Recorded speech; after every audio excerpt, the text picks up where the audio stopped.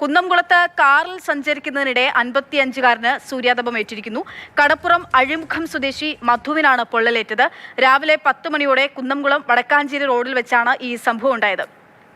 MS Lishoy വിവരങ്ങളുമായിട്ടുണ്ട്. Lishoy, കാറിൽ സഞ്ചരിക്കുമ്പോഴാണ്, ബൈക്കിൽ സഞ്ചരിക്കുമ്പോഴൊക്കെയാണ് നമുക്ക് പിന്നെയും അതിനുള്ള സാധ്യതകൾ മുന്നിൽ കാണാം. കാറിൽ സഞ്ചരിക്കുമ്പോൾ പൊള്ളലേറ്റു എന്നൊക്കെയുള്ളത് ഭയങ്കര ഞെട്ടിപ്പിക്കുന്നതൊക്കെ ആയിട്ടുള്ള വിവരങ്ങളാണ്. എന്താണ് സംഭവിച്ചത്? കുന്നംകുളത്താണ് ഈ സംഭവം. ഈ വടക്കാഞ്ചേരി റോഡിൽ വെച്ച് ആണ് വെയിലേറ്റത്. ഈ യാത്രക്കിടെ കാറിൽ ഇദ്ദേഹം AC ഇടാതെയാണ് യാത്ര ചെയ്തിരുന്നത്. മാത്രമല്ല, കാറിന്റെ ഗ്ലാസുകൾ തുറന്നിട്ടും ഉണ്ടായിരുന്നു. തുടർന്ന് കുറച്ച് ദൂരം രാവിലെ ആയതിനാൽ തന്നെ AC ഒന്നും പ്രവർത്തിപ്പിക്കാതിരുന്നതാണെന്നാണ് അദ്ദേഹം പറയുന്നത്. യാത്രക്കിടെ ശരീരത്തിൽ ചെറിയ നീറ്റൽ അനുഭവപ്പെട്ടു.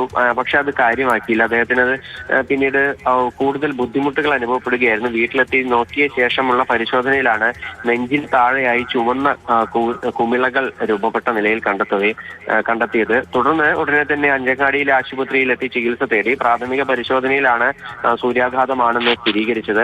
ആശുപത്രി അധികൃതർ ഇതോടുകൂടി ഇതിനുവേണ്ട പ്രാഥമിക ചികിത്സ നൽകി വിശ്രമം നിർദ്ദേശിച്ചിരിക്കുകയാണ്.